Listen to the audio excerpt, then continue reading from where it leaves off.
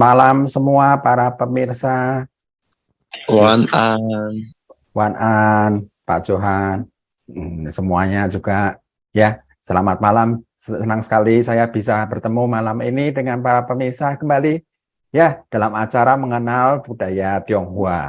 Nah, di malam ini seperti di malam sebelumnya saya mengundang narasumber yaitu Jun Xiang. Yuk, selamat malam Jun Xiang. Selamat malam para pemirsa, selamat malam Chong Laoshi. Ya, selamat malam Jun Xiang. Senang ketemu dengan Jun Xiang lagi. Nah, Jun Xiang, malam ini kan kita akan menjelaskan ke pemirsa mengenai sukunya kamu, ya, Chuang ini. Nah, sekarang Laoshi. Selamat malam para pemirsa, nama saya Ying Chunxiang, nama Indonesia saya Susan. Saya dari Universitas Minzu Guangxi. Jurusan Bahasa Indonesia sekarang saya di tingkat 2 dan saya berasal dari kota Qingzhou di Guangxi. Saya juga seorang gadis suku Zhuang. Senang bisa memperkenalkan suku saya kepada pemirsa di Indonesia. Terima kasih. ya terima kasih juga Jun Xiang.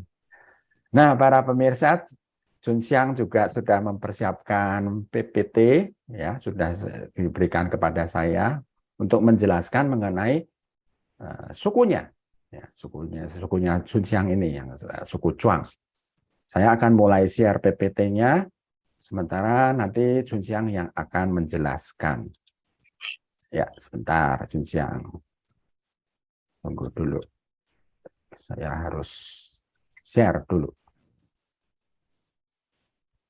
Sudah kelihatan Jun Xiang? Ya, itu foto saya berpakaian khas Zhuang dengan topi besar. Tapi sebenarnya ini hanya salah satu jenis pakaian suku Zhuang. Ya, teruskan. Suku Zhuang adalah penduduk asli di daerah selatan Tiongkok dan etnis minoritas dengan populasi Tiongkok terbesar.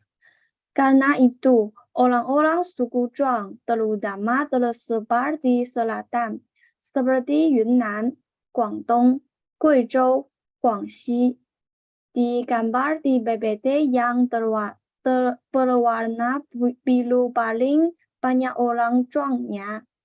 Jadi, Guangxi adalah tempat dengan jumlah orang suku Zhuang terbesar di Tiongkok. Selain itu, ada juga orang Zhuang di Vietnam.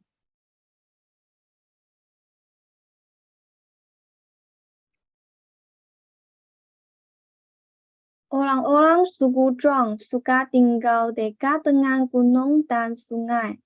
Dan rumah yang mereka tinggali biasanya adalah rumah kayu dan rumah kayu yang khas. Beberapa orang suka mengukirnya dengan motif naga atau burung hong yang melambangkan keinginan orang suku Zhuang akan kehidupan pasangan yang bahagia. Bangunan terbuat dari papan dan tiang kayu, dan beberapa orang suka mengukir dengan motif ikan dan manusia, yang berarti bahwa orang-orang suku Zhuang berharap seluruh keluarga dapat makmur selamanya.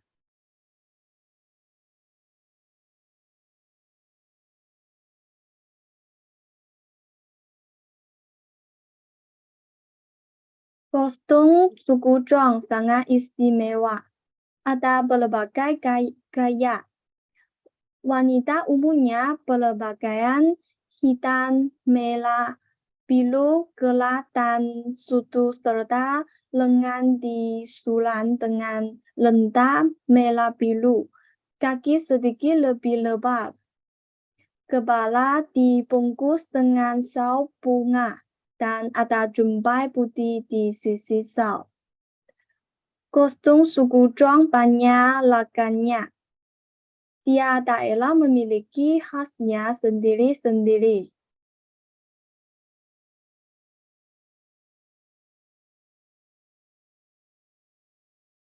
Sebagian besar orang suku Zhuang tinggal di daerah persawahan. Mereka suka makan nasi dan menggunakan beras ketan untuk membuat makanan, seperti zhongzi, beras ketan 5 warna, kue, dan lainnya. Orang suku Zhuang suka makan babi, ayam, bebek, dan ikan.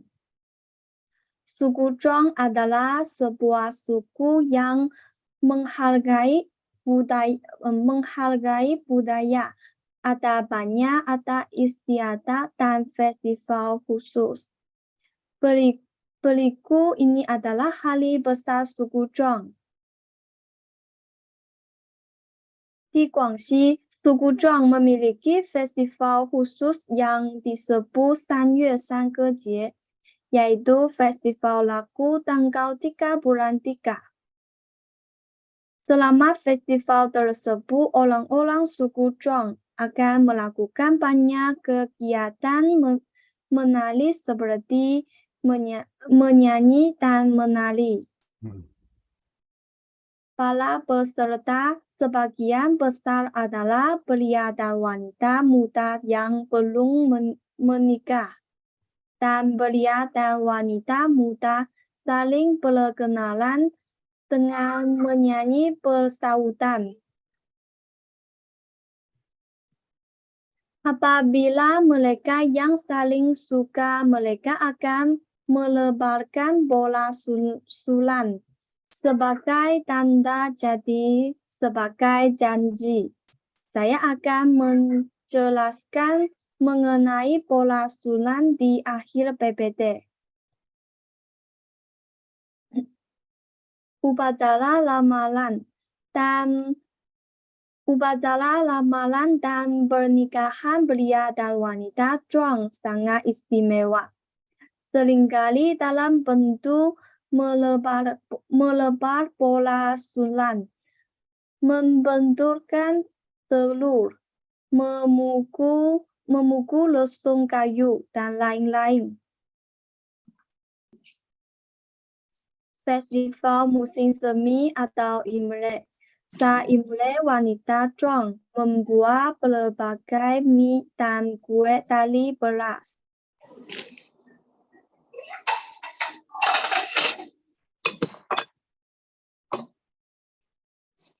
Wanita memiliki kebiasaan mengunyah buah pinang ketika mahar diberikan pada pesta pernikahan. Buah pinang harus dipersembahkan. Selain persembahan kepada leluhur, ada juga pemujaan pada alam, seperti persembahan kepada dewa gunung, dewa air, dan dewa matahari. Sejak dinasti Tang dan Song, Buddhisme dan Taoisme dulu diperkenalkan ke wilayah Zhuang. Di zaman modern ini, beberapa misionaris pergi ke kota-kota kebangsaan Zhuang untuk mendirikan gereja-gereja Kristen dan Katolik, tetapi pengaruhnya tidak besar. Di Kabupaten Longzhou dan Kota Pingshan berbatasan dengan Henan ada festival Imlek ulangan. Menurut sejarah, ketika mendekati festival Imlek pada tahun 1894, pasukan kolonial Prancis menyerbu perbatasan. Untuk melawan penjajah, orang-orang muda setempat mengangkat senjata untuk mempertahankan rumah mereka. Sehingga festival Imlek tidak dapat berlangsung tepat waktu. Baru bisa terlaksana pada tanggal 30 bulan pertama kalender bulan. Para pemuda yang kembali dengan penuh kemenangan disambut penduduk desa dengan menyembelih ayam dan kambing, membuat kue beras ketan, merayakan kemenangan, merayakan festival Imlek ulangan kemudian menjadi tradisi. Festival Alat Pertanian. Ini adalah festival tradisional suku Zhuang di Guangxi Barat Daya. Diadakan setiap hari ke-29 bulan kedua kalender bulan. Pada hari itu, setiap rumah tangga mengambil semua jenis alat produksi pertanian yang dibuat sendiri di atas lah dan disusun berjejer satu persatu. Antara lain langkah baja, lembu, bengki-bengki, tiang bambu, sangkur, keranjang, tikar bambu, keranjang, bijir-bijiran, dan lain-lain. Orang-orang akan membeli untuk mempersiapkan membaca di musim semi.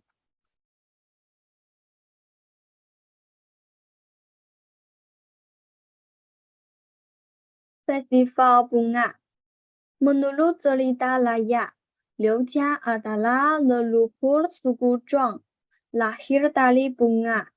Dia bertugas membuat bunga dan anak. Semua manusia digiling ke dunia dari taman bunga Liu Jia. Kemudian dia diangkat sebagai Dewi Huapo. Tanggal 29 bulan lunar kedua adalah hari lahir Dewi Huapo. Saat itu wanita suku Zhuang mengadakan upacara sembahyang kepada Dewi Huapo. Wanita yang belum punya anak harus pergi ke hutan untuk memetik bunga dan memakainya supaya Dewi Huapo segera menganugerahkan bunga dan melahirkan anak. Festival Gendang Pelunggu adalah festival tradisional masyarakat Zhuang di kota Praja, Andong, dan Changle di Kabupaten Donglan. Diadakan pada hari pertama, ke-15 dan ke-30 bulan pertama kalender bulan setiap tahun. Pada saat itu, para pemuda dari masing-masing desa membentuk tim gendang pelunggu.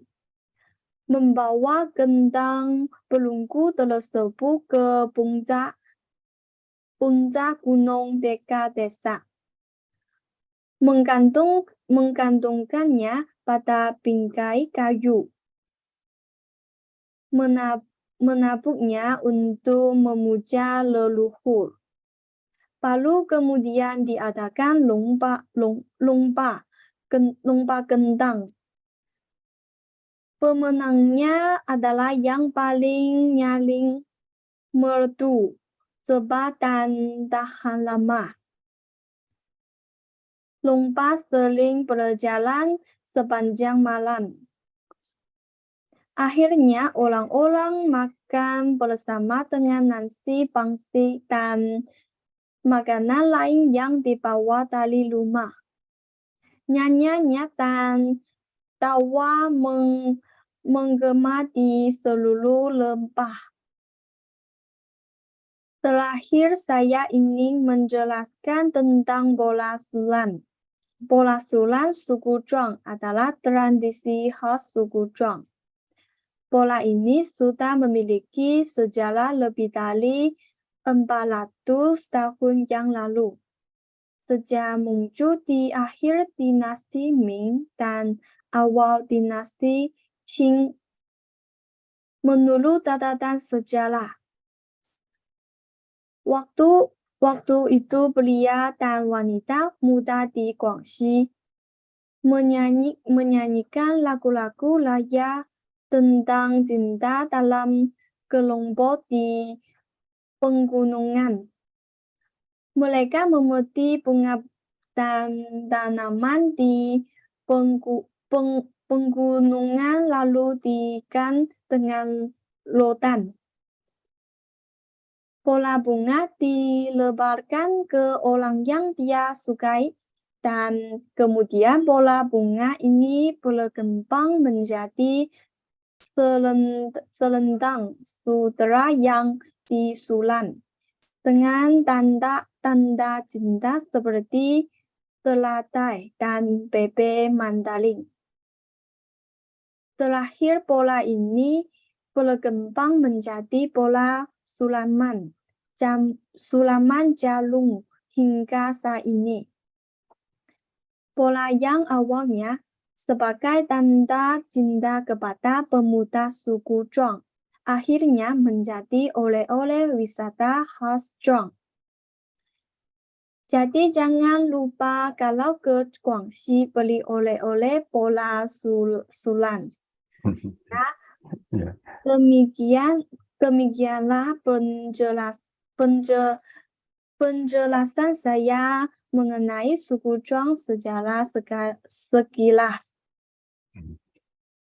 Oke, ya, terima kasih, Susan. Ya, pemirsa, umpamanya kalau pemirsa ada pertanyaan bisa kasih tahu saya atau tulis di chat juga boleh, ya. Jadi suku Zhuang itu sendiri memang ada banyak hal-hal yang khas yang tidak dimiliki dari suku Han. Jadi suku Zhuang sendiri dia mempunyai khasan yang banyak sekali. Jadi umpamanya seperti bola sulam begitu. Bola sulam itu di suku Han tidak ada itu. Jadi hanya di suku Zhuang yang dia memakai bola sulam itu. Itu kamu tahu bagaimana cara menggunakannya, Susan? Ya,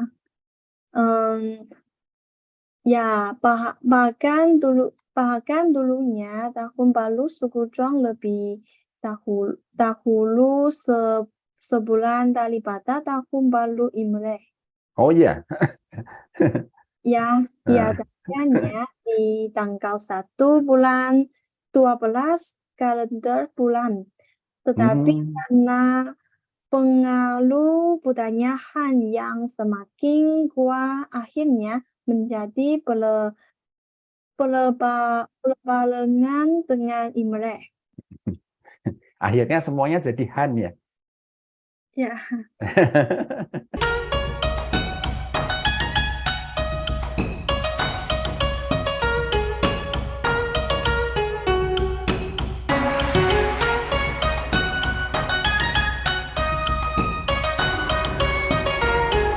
In order to get to know more about the Zhuang people, we've visited the Guangxi Museum of Nationalities. The Chinese government spent about 250 million yuan on the construction of this museum, which is the largest and most modern in Guangxi Zhuang Autonomous Region.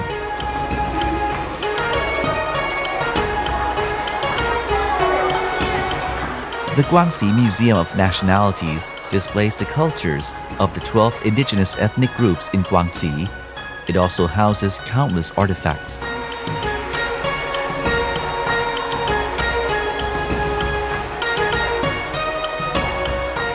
Zhuang is the new name adopted by the Chinese government to call 30 minority groups that speak the same Zhuang language.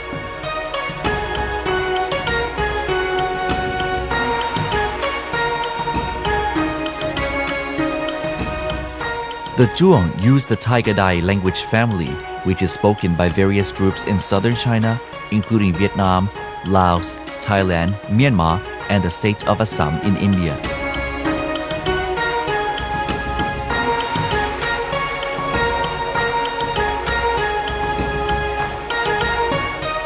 The Zhuang are also the owner of a major cultural asset, that is, the bronze drum, which was a symbol of early civilization in Southeast Asia before it adopted Chinese and Indian civilizations.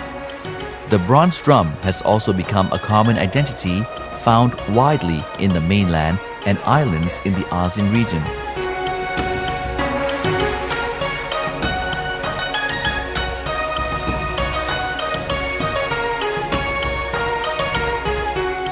At least 600 bronze drums have been discovered at the settlement of the Zhuang people in the Guangxi Zhuang Autonomous Region. They were all buried underground. Today, the Zhuang still have thousands of bronze drums for their own families and villages to perform for their age-old rites. This indicates that the Zhuang attached great importance to bronze drums. It can be said that they are the owner of the bronze drum culture. Although other ethnic groups also have their own bronze drums, the number of the drums is not as many as that owned by the Zhuang.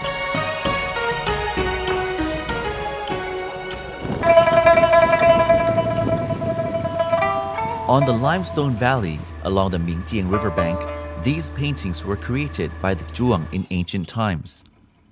They are around 1,800 to 2,500 years old. The Zhuang call this rock art site Design Valley, which means the valley full of colorful rocks.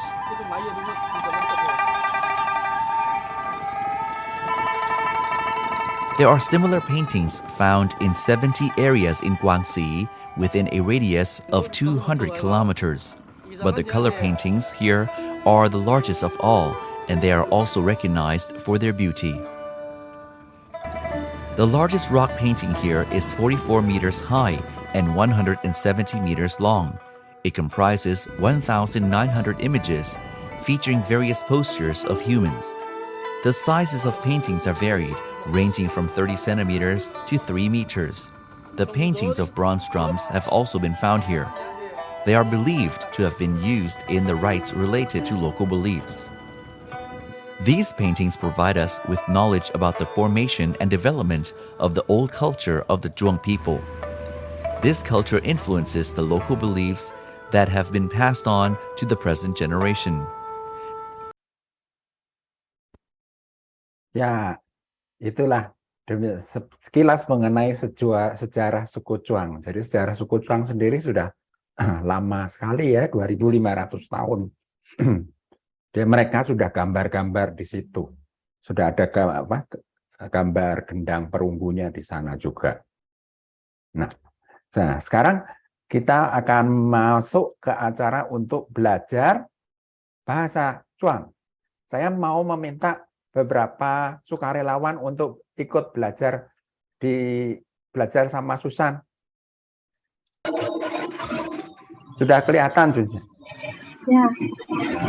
Kan teman-teman, saya akan terlebih dulu bagaimana mengucapkan apa-apa dalam bahasa Zhuang. Bahasa Zhuang kami akan menyatakan mengdai kami adalah mengamalkan ketemu yang perlu diucapkan. Ya. Apa-apa di bahasa Zhuang adalah mengdai. Silakan teman-teman ikuti saya. Mengdai. Ya. Wow. Pintar sekali semua. Baik. Kata berikutnya, senang bertemu denganmu. Hona mengkau in siang. Baik, saya baca bersatu, silakan kalian ikuti saya. Hona meng Ona Hồ mừng na mừng cổ. cổ. Hồ na mừng. Ona mừng cổ big sim am. Satu-satu dijelaskan satu persatu.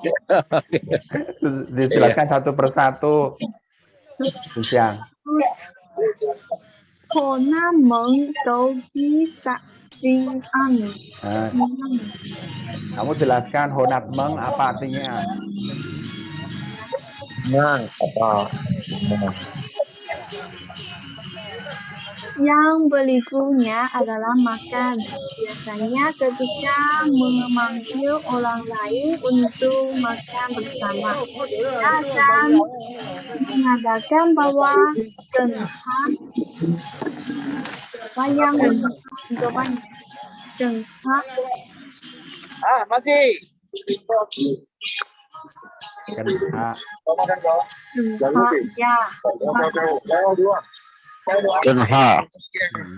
Ya. Berikutnya. Ketika kita membuat kesalahan, kita meminta maaf. Kita akan mengatakan bahwa Tui Bau Gua. Baca nomor 1, silakan kalian Tui Bau Gua. Tui Bukwa. Tui Bau Gua. Tui Bau Gua. Tui Bukwa. Bagus. Kata berikutnya. Tui Bukwa. Ya.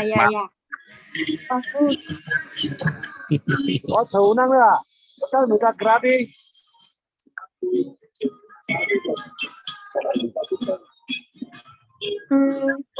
Kata berikutnya 1, 2, 3, 4, 5.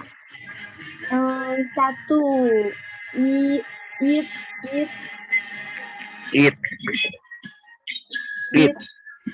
2. Ngừng. 3. Sam. Ya. Sam. 4. Say. Ya. 5.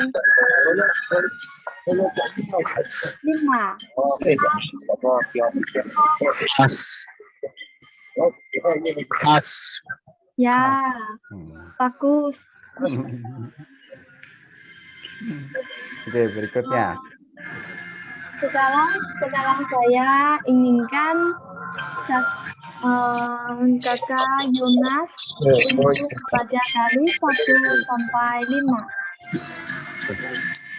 1 sampai 5. Coba. Eat. Eat. Some. It. X. Ying Sam say ha. Some. Say hang. Ya, bagus. Ya. Ibu Frida bisa, Ibu Frida. Bagus.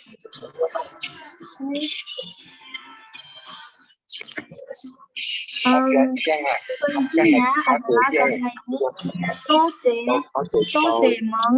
Terima kasih ya untuk begitu pengucapannya. Toje Meng. Terima kasih untuk Bapak, Ibu, dan Kakak untuk partisipasinya pelajaran bahasa Zhuang. Totemang.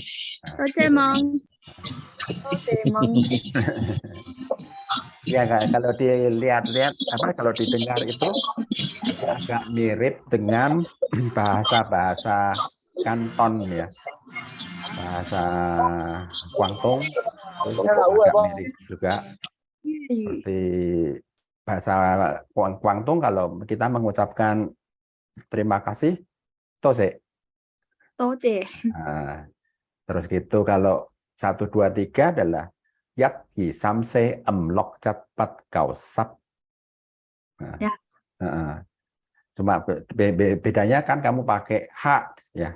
Kalau 5 Kalau bahasa Kanton kita mengucapkannya 5, angka 5, hak, ya, kemudian hak. Itu mirip dengan Thailand, hak. Hak. Bahasa Thai juga hak, itu. Ya. Jadi terus makanya kalau apa 6 berapa? 6 apa? 6. Lok. Oh, hampir sama, lok. Ya. Lok. Kalau bahasa Guangdong, cat 7-nya. Tap. Chat. Ya, kalau Thailand ya cat. Chat. Chat. Kalau apa? Terus berikutnya 8, 4. P. Oh, kamu. 9, kau. Kau. 9, Kau. ko. Terus 10, 10.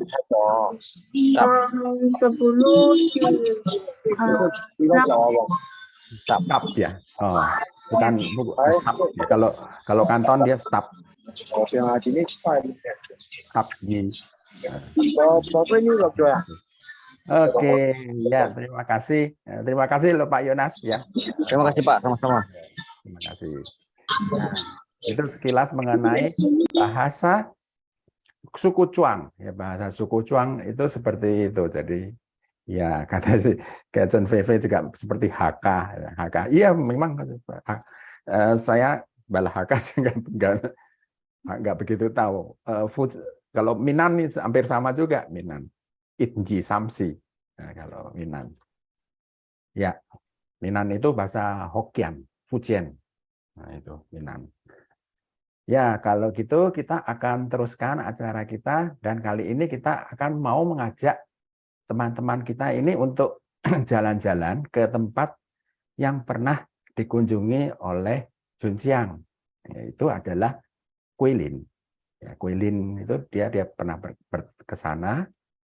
Itu ada sebuah tempat yang menjadi simbolnya kota Guilin.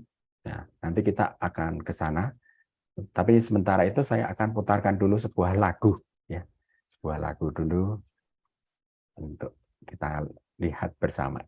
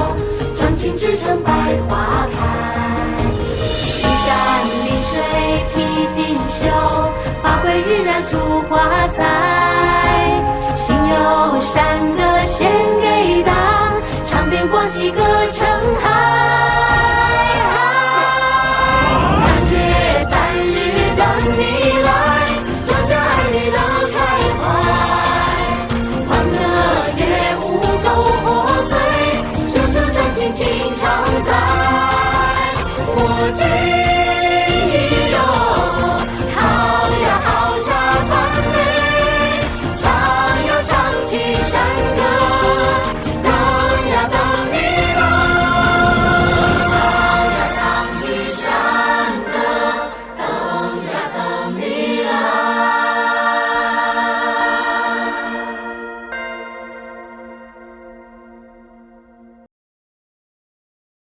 Ya, itulah lagu San Ye-san.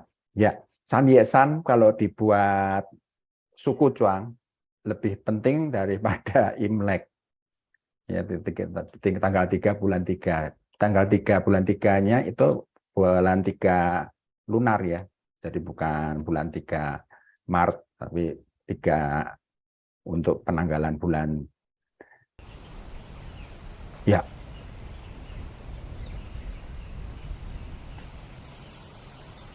bisa terlihat. Ini gajah. Ini Sudah kelihatan? ya.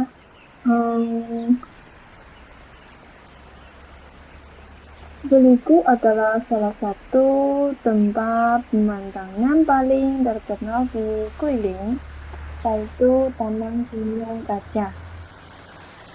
Elemen utama dari taman ini adalah belalai gajah. Jadi kita akan melihat banyak patung gajah. Sungai yang kita lihat sekarang adalah Sungai Li yang paling terkenal di Guilin. Ya, Smiley. Sungai Li ini dulu pernah didatangi oleh Presiden Indonesia sebelum Jokowi. Jadi pada waktu itu Pak SBY itu berkunjung ke Tiongkok. Dia pergi ke Sungai Li ini, Lijiang. Ya. Ya.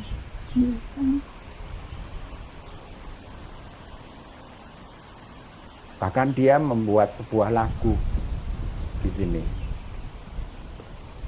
Karena Presiden SBY itu suka membuat lagu, Junjiang. Lagu, ya.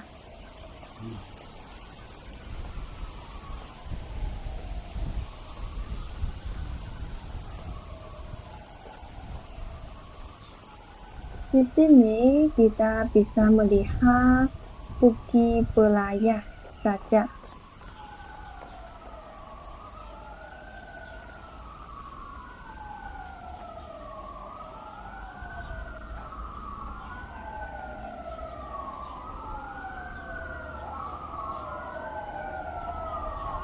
Ada kebakaran. Ini adalah Bukit Belalai Gajah.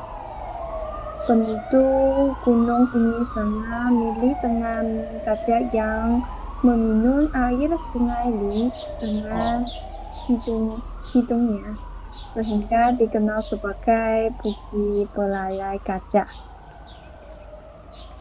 Bukit Belalai Gajah. Oh.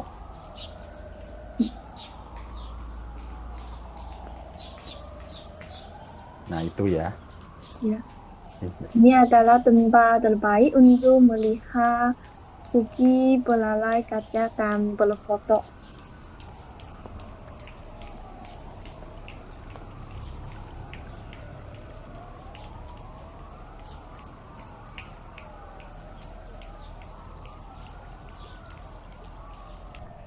Pemandangan di sini sangat indah. Air di sungai ini sangat bersih. Bersih.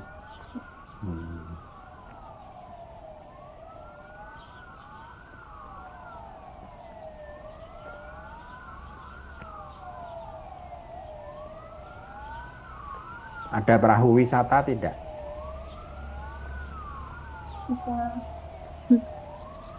Di sini ada perahu tidak? Tidak. Tidak ada. Ya. Ada banyak jembatan di taman ini untuk menghubungkan semua tempat indah.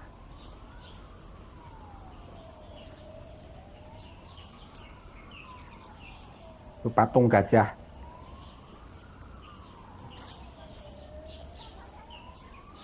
Ada banyak pelampung di samping jembatan untuk menjamin kenyamanan wisatawan.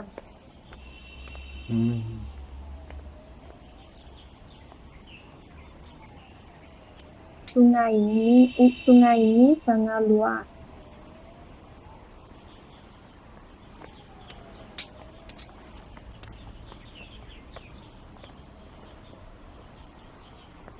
Menjelang tahun baru, banyak pohon digantung dengan lampion merah.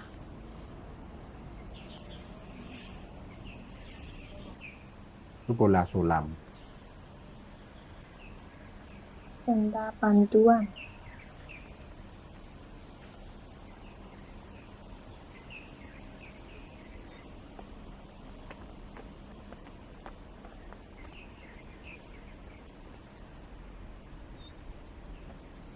Setiap suku taman ini indah. Tidak banyak orang ya. Orang ada sangat sedikit orang di taman sekarang dan itu akan hidup di malam hari. Oh, Akan ada banyak orang lokal yang berjalan-jalan di sini oh gitu. di malam hari. Oh, malah malam Ya. hari ramai. Ya. Hmm.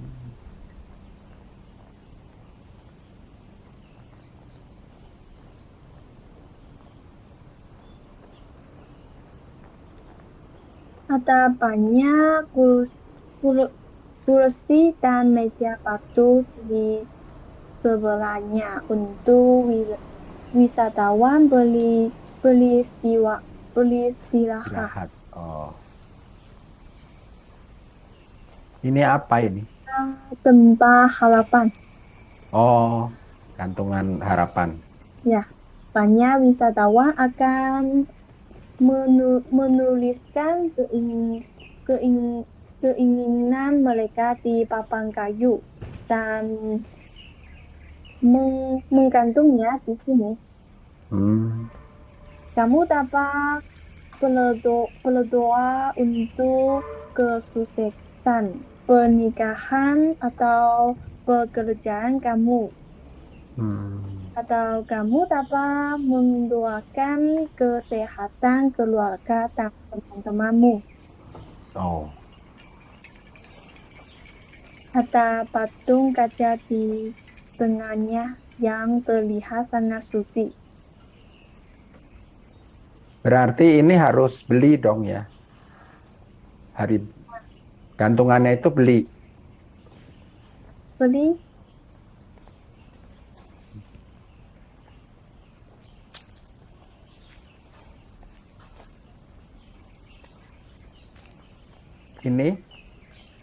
Ini ini adalah 5 patung gajah. oh, Belalai gajah yang panjang mengalah ke langit. oh, Kan keinduan akan kebebasan, be- kebebasan. ini dari rotan ya. Ini dari rotan. Pola pada setiap patung berbeda dan patung ini sangat besar sehingga orang bisa berjalan di jalannya. Hmm. Ini juga memiliki patung dua tangan yang digenggam melambangkan persahabatan. Di sini kamu juga bisa melihat bukit belalai gajah dari kejauhan.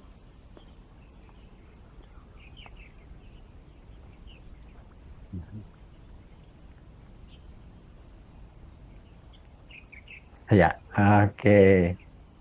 Habis perjalanan kita habis. Ya, habis. Pak Urip apa? Pak Urip Santoso. Mau tanya boleh? Boleh Pak Urip, Ya, selamat silakan. malam Pak. Malam Pak Malam Urip. Pak Prianto. Pertanyaannya begini, ini kan disebut tadi apa Bukit Gajah, Sungai Gajah kan gitu ya? Ya, gajah. Bisa diceritakan kenapa kok bisa disebut apa Sungai Gajah atau Bukit Gajah. Jadi tapi kok tidak ada seekor gajah pun gitu ya, hanya ada patungnya gitu loh. Sebenarnya ini tujuannya itu untuk melambangkan apa ya? Apakah gajah itu mempunyai suatu makna mitos tersendiri? Ya, apakah gajah itu misalnya membuat hoki atau apa begitu kok sampai dengan ada Bukit Gajah tadi yang seperti gajah, kemudian diekspresikan dengan adanya belalai-belalai itu tadi kan ya enggak. Sebenarnya ceritanya gimana sih itu mungkin Nona Susan bisa lebih menjelaskan barangkali atau Pak Priyanto begitu. Mohon maaf Nona Susan itu asli sana atau orang Indonesia ya? Asli, Pak. Asli sana? Ya, Iya. Saya acungkan jempol itu bisa bahasa Indonesia hebat ya, walaupun ya aksennya masih aksen asli sana itu hal yang biasa, tetapi saya kagum begitu ya, orang sana aja mau belajar bahasa Indonesia kan gitu ya, enggak? Iya. Itu saya sangat appreciate gitu. Iya. Gitu Pak Priyanto, terima kasih ya. Terima kasih. Malam. Susan bisa Susan jawab kenapa itu ada Gunung Gajah itu kok orang bisa menyembah seperti itu? Ya, Jawa. Ya. Gimana? Kenapa? Saya tidak tahu. Tidak tahu. Ya sebenarnya sih kalau saya lihat memang itu hanya karena gunungnya saja, Pak. Jadi gunungnya itu bentuknya kan dia ada melingkar gitu. Jadi seperti bentuk gajah gitulah katakanlah. Ya jadi ya udah. Kalau gajah sendiri di suku Chuang tidak termasuk binatang yang termasuk suci gitu ya. Kalau dari suku Tai kan ya termasuk binatang suci. Tetapi kalau di Chuang malah tidak gitu dia. Dia sucinya yang adalah binatang tuh sapi. Sapi itu dia termasuk suci. Terus gitu juga ada juga yang suku kecilnya itu kodok. Kodok itu suci. Itu salah satu Chuang seperti itu. Makanya bentuknya dia punya topi kan agak mirip dengan suku Minang, Mbak. Karena itu melambangkan tanduk sebetulnya. Ya. Tanduk sapi seperti itu. Nah, seperti itu, Pak. Seperti India ya, kok gitu. Sapi itu. Seperti India ya. India Toraja, ya kan? Toraja juga. Toraja juga, iya. Seperti Jadi itu. seperti Bali juga ya, Indonesia Bali juga sapi kan tidak. Bali juga ada. Ya. Nah, apakah itu ada jalur karena India itu kan berhimpitan dengan Cina ya, daratannya kan begitu ya. Apakah ada jalur dulu-dulunya ya dengan suku Chuang itu misalnya, ada tidak garis itunya? Jadi kalau dari bahasanya itu kan dia mirip dengan jadi India yang bagian bagian yang selatan di dekat Burma itu dia masih jadi satu keluarga bahasa, sama Thailand, sama Vietnam, sama Laos, sama Burma, sama India Selatan sedikit itu satu keluarga bahasa dia. Jadi bukan berbeda banget, tapi dia ada satu keluarga bahasa. Ya. Jadi manusia ini kalau dihubung-hubungkan satu dengan yang lain itu ternyata saling sambung menyambung ya, Pak ya. Oh iya, pasti. Itu hebatnya Sang Pencipta ya ternyata. Iya, betul Pak Urip. Ya. Menarik ini Pak, belajar budaya begini itu ya. Apalagi kalau negara kita di Indonesia ini kan budayanya luar biasa banyak. Oh iya, nah, itulah luar biasa. Indonesia, betul itu Indonesia itu luar biasa sekali. Karena memang karena kita itu punya kepulauan kan Pak. Iya. Karena negaranya sifatnya kepulauan, makanya suku bangsanya banyak. 700. Iya, 700-an. Nah, Ya, ini sebenarnya yang harus banyak dipelajari oleh tenaga-tenaga marketing kita gitu loh ya. ya Iya, sebetulnya ya bisa itu. dikembangkan gitu. Iya, jadi dengan memahami budaya maka kita bisa Betul. sebenarnya cocoknya Mm, menjual apa, kemana betul. dan sebagainya Mm, mm, itu, ya kan? Jadi Heeh, ini yang kurang ya oleh betul. kita Ya, dipelajari itu. Jadi memang budaya kurang. ini ya Iya. kurang dipelajari. Heeh. Padahal budaya itu menurut saya untuk orang yang senang belajar pemasaran gitu ya, Mm-mm. itu sangat menjadi modal ya Oh pemahaman iya, budaya betul. itu. Tetapi banyak orang yang tidak paham bahwa kalau pemasaran itu kebanyakan mungkin dianggapnya ini kaitannya hanya ekonomi saja. Padahal ekonomi tanpa budaya tidak jalan itu. Betul, nggak jalan. Iya kan, Pak? Heeh, iya, sama seperti ini kan, Pak. Iya, Sebetulnya iya. saya juga tidak melihat gua, gajah ini, Gunung Gajah ini, Bukit Gajah ini sangat menarik sekali, tidak terlalu sebetulnya. Ya, ya. Tetapi dia yang menarik sebenarnya Sungai Lijiangnya. Nah, itu yang saya juga Sungai mau tanya, Lijiangnya apa bagus. sebenarnya manfaat dari Sungai Lijiang? Apakah sungai Pemandangannya, pemandangannya saja, ya kan? iya, Nah, apakah pemandangannya. mantan presiden kita itu dulu, presiden kita Pak SBY itu datang ke sana itu tertarik dengan hanya pemandangannya atau ada Betul, satu mitos tertentu tidak. bahwa tidak ada Pemandangannya ya? memang luar biasa. Ya, Jadi ya. itu dia Hmm. sungai dan di samping-sampingnya itu gunung-gunung kecil-kecil gitu, bukit-bukit kecil-kecil gitu, tinggi-tinggi gitu. Tapi Nah, tadi dikatakan bahwa banyak orang yang berwisatanya malam ya Pak ya, bukan pagi ya. betul. Ya, itu apa ya maknanya itu dari situ tuh? Kenapa gitu loh? Ya mungkin karena kalau pagi itu mereka sibuk ya. Oh, Nah, tetapi kan kalau malam itu kan praktis air sungainya kan tidak terlihat oh ya. enggak, Kalau tidak ada lampu-lampu itu ya, ya enggak? kalau yang malam itu berarti mereka tidak berwisata ke sungai. Hanya menikmati apa? Ya, seperti itu ada toko yang jualan. Nah, ini sebentar lagi saya akan ajak Bapak ke Yangshuo. Yangshuo itu adalah tempat toko, jadi toko makan di situ. Itu kurang lebih seperti kutanya Bali. Bukan kuta, Legian. Legiannya Bali. Gitu. Nah, ini kan dia kalau yang gajahnya ini adalah pantai kutanya. Gitu kan. Tapi kan kegiatan malamnya kan kalau di Bali itu kan Legian.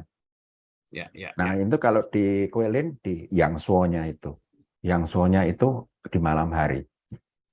Oh gitu ya. Nah, Baik. Lanjut Pak, kalau gitu menarik ini Pak. ya, Ya, mohon oke. maaf saya banyak tanya ya. Enggak apa-apa, itu bagus. Nah, ini kita sekarang akan bawa pemirsa sekalian ke Yangshuo. Ya. Luar biasa ramainya ya karena ini memang legiannya dari Guilin.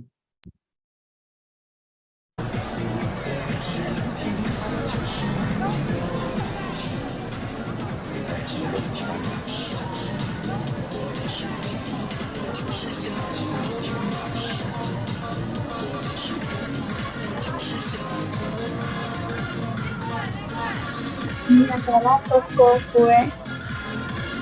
Ketika memiliki untuk sedang membuat kue.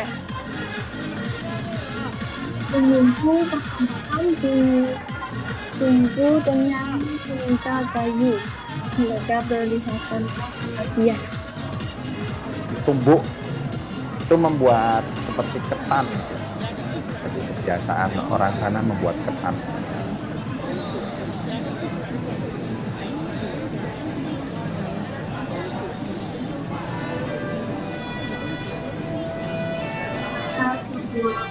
Uang di sini, makanan khas di toko ini adalah ikan sebagai lokal.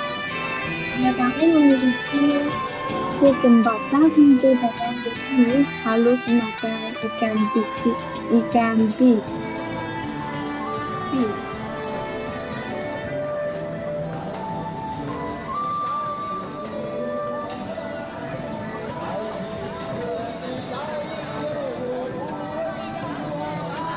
Ada banyak artis jalanan atau penyanyi di sini.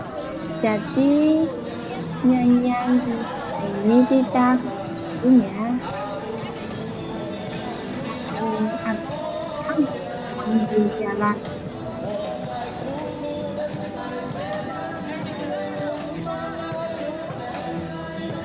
Ngamen. Minta uang. Dua orang penyanyi. Satu di depannya digunakan untuk menagih kepada wisatawan. Ya. Bisa pakai ini lagi. Bisa pakai QR lagi, kris lagi. Membayar secara sukarela. Ini juga ya. Mereka sedang bermain kendara. Wisatawan bisa berfoto bersama mereka. Oh.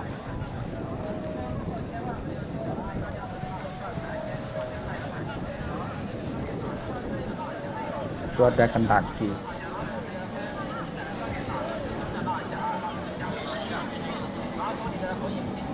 Ini apa? Ini adalah museum lilin. Museum lilin. Ya. Petugas memberitahu wisatawan bahwa patung lilin di sini bisa difoto, tapi tidak boleh disentuh.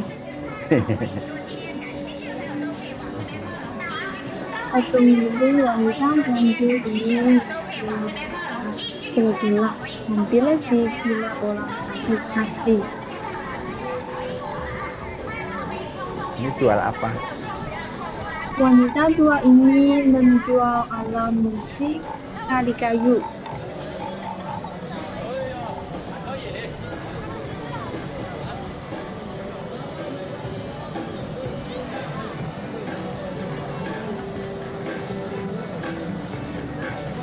Harusnya kali hujan ketika videonya dan jumlah wisatawan jauh lebih sedikit. Ya, lagi hujan.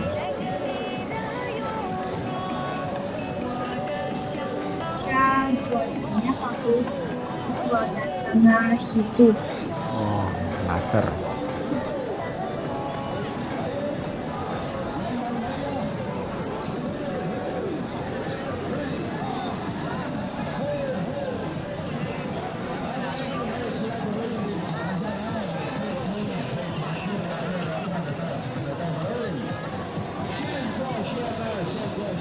Ini apa nih?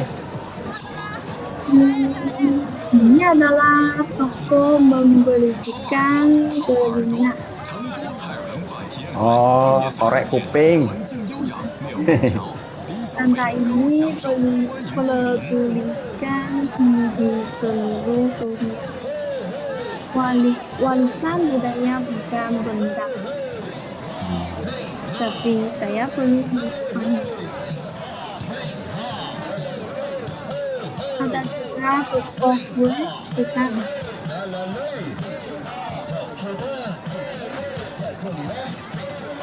Buat ketan.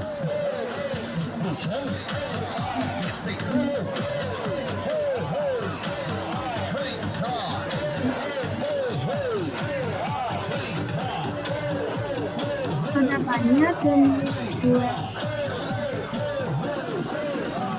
termasuk selera kacang dan selera lain-lain. Rasanya manis tapi tidak gemuk.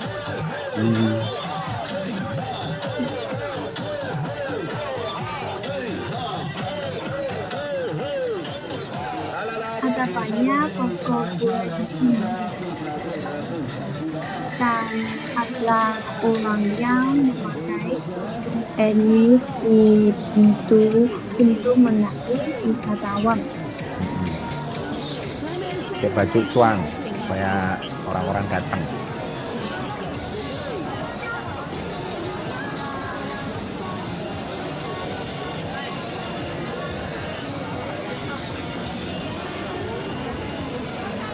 Ini apa ini? Hmm,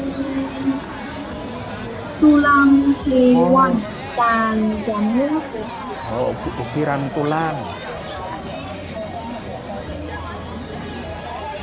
banyak pedagang di jalan ini. Pedagang akan membeli banyak mainan yang memberi perhatian anak-anak. Pakaian sus yang berlari wisatawan ada dan beberapa makanan atau jamu dan tulang hewan.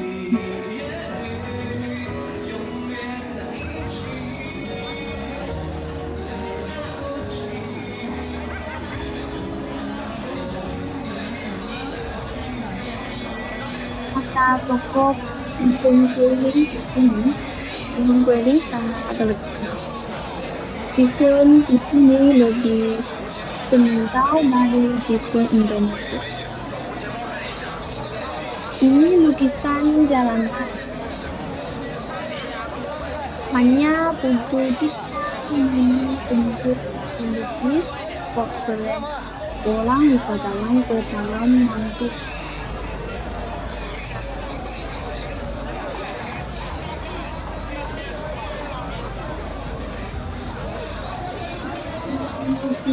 Ini dibanting di asli itu dan kembali ke bentuk semula.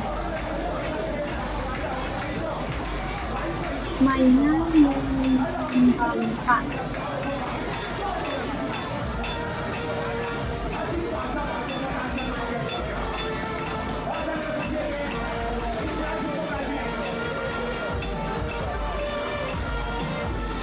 Ini adalah park dan biasanya ada banyak pelayan yang membawa menu di depan pintu untuk melayani wisatawan. Secara umum harga menu di sini sudah pasti mahal.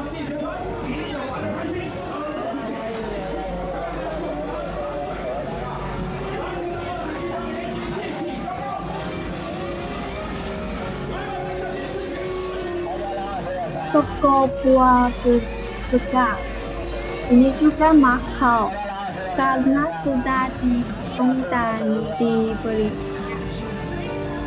Ada nanas, semangka, anggur, dan lainnya. Ini adalah restoran musik penyanyi atau band yang bermain di sana.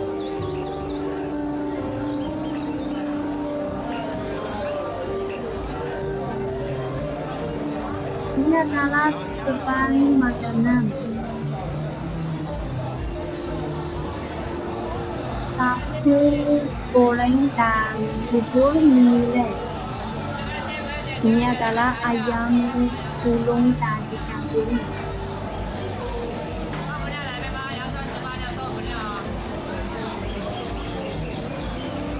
Tahu bihun guling dan bihun nasi. Mie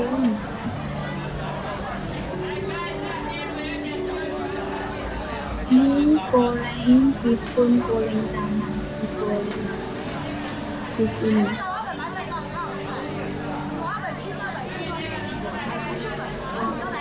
Ada nasi goreng nanas.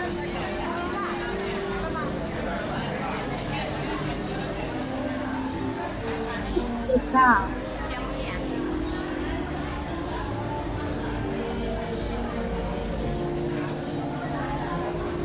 Ini adalah ikan bakar dengan lauk di pos mengatakan bahwa ini dapat membantu memanaskan tulung.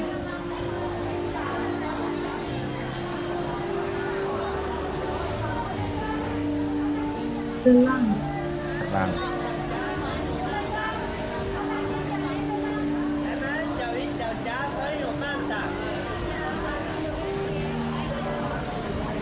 Kerang ya? Oh, kiong. Kiong. Keong penuh dengan langit. Wow, banyak makanan laut. Hai som, Teripang. tempat.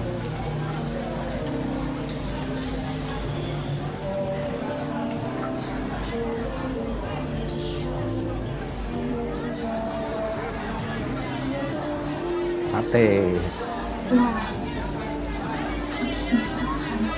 macam-macam sate. ada ayam bakar, toasted bakar, Keong, keong goreng,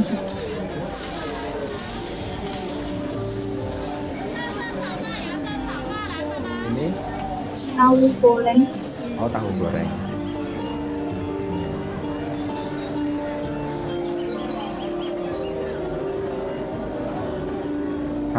Sate ayam, taichan. dan bebek. Oh, dan bebek. Ya.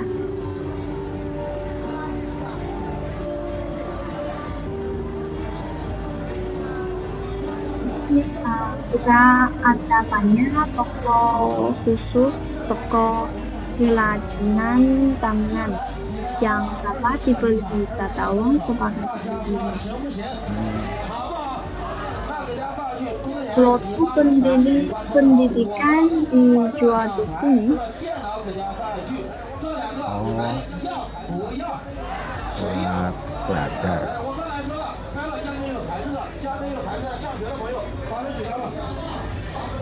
Marco Polo Bar. Ini ada apa?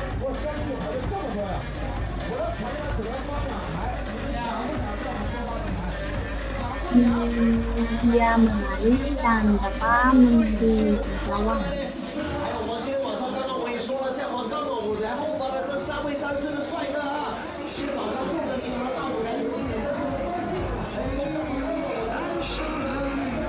Dia dan es krim rasa.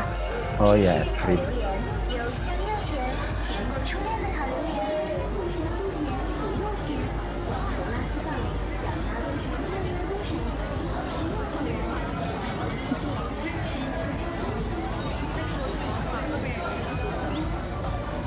Tuh lompat-lompat.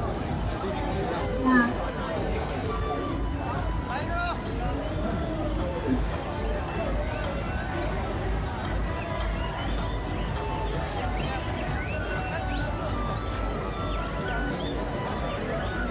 Dia memainkan seruling dan atas beberapa lagu di sampingnya.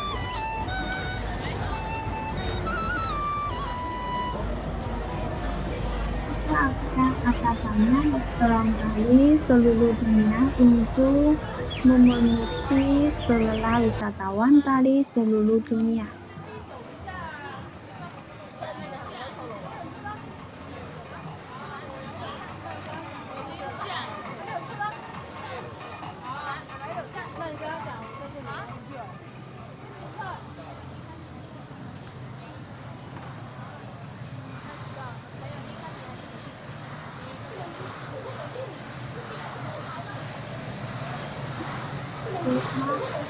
Ini adalah toko pengalaman PR. Banyak orang tua akan membawa anak mereka bermain. Oh, VR, virtual reality.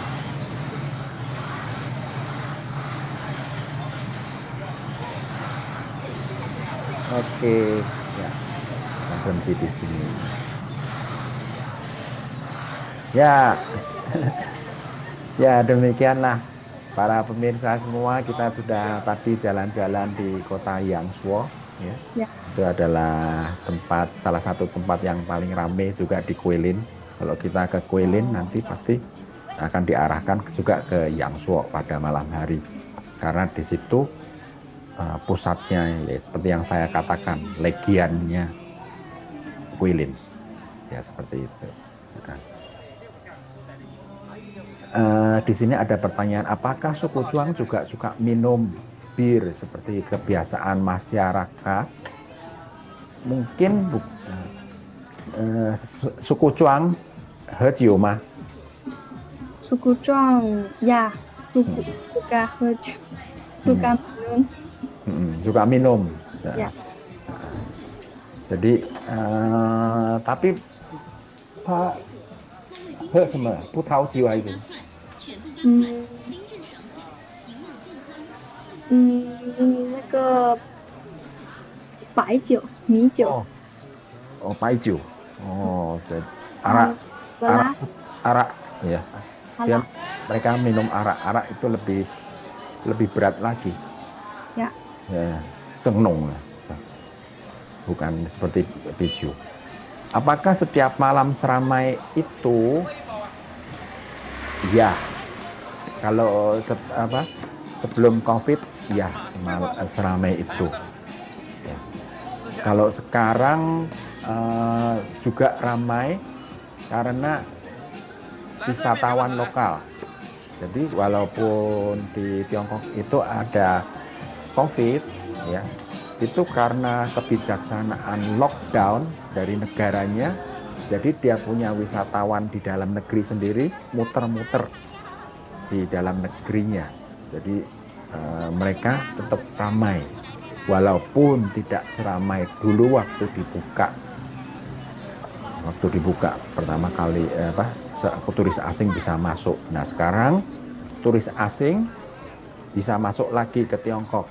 Jadi akan lebih ramai lagi juga. Nah, itu. Yangzhou memang ramai sekali. Ya. Termasuk grade A5 kalau Guilin. Dia paling tinggi. Guilin, termasuk Tengji. Hah? Tiu, Teng. Oh, ya. Ya, grade 5. Ya, ini sungai juga pernah pergi dulu ada perahu wisata. Betul sekali, memang perahu wisatanya ada dan melewati sungai Lijiang. Cuma Junxiang tidak pernah pergi karena mahal ya Junxiang. Ya. Perahu wisata itu mahal untuk penduduk sana bisa 200 ya. 200 块ya. Mungkin 200 块. 250. 100 yen. 250 ini yuan.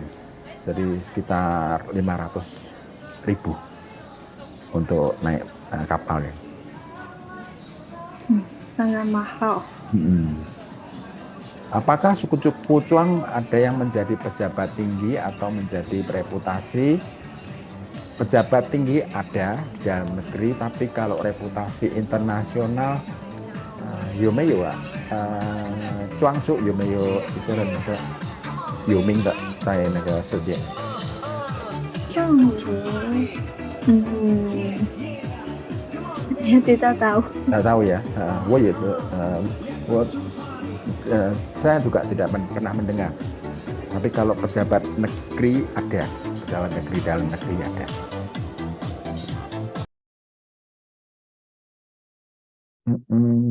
Terus gitu ada lagi yang bertanya, Guilin ada 4 danau 2 sungai. Ya, pemandangan malam sangat indah. Di tepi sungai banyak atraksi dan lampu-lampu. Iya. Nah, itu sudah Pak Andri kasih tahu 260 yen. Ya. 260 yen untuk cuacuan, wisata, kapal wisata.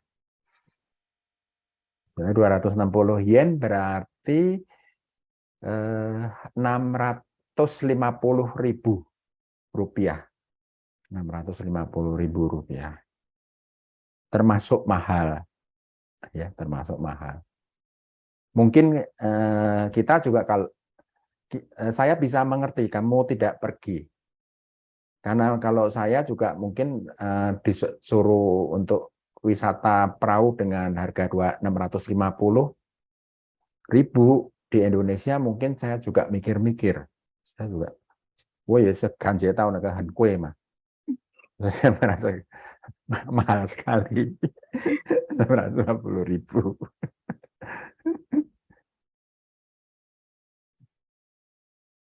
Apakah bahasa Zhuang ada Yuntiao? Tidak, Tidak ada. tidak ada. Ada cuma sedikit, ada. Ya, Yuntiao pasti ada. Cuma mungkin ya pasti ada Yuntiao-nya.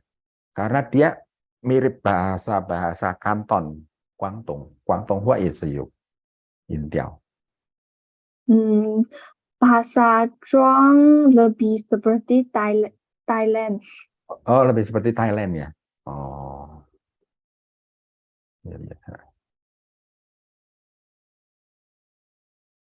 Berapa lama kota ini dari Makau? Macau. Aumen. Aumen. Wah, 多远？很远jauh Pak. Karena itu tapi ada penerbangan. Shenzhen ke Guilin ada pesawat terbang Shenzhen Guilin. 坐飞机ya. 要 Ya, 坐飞机ya. Shenzhen sama ke Guilin naik pesawat terbang ada. 下午大利。 Provinsinya di Tiongkok besar. Jadi kalau dari Makau, Aumen itu terletak di provinsi Guangdong. Jadi, nah sedangkan yang ini terletaknya di provinsi Guangxi. Jadi ngelewatin dia.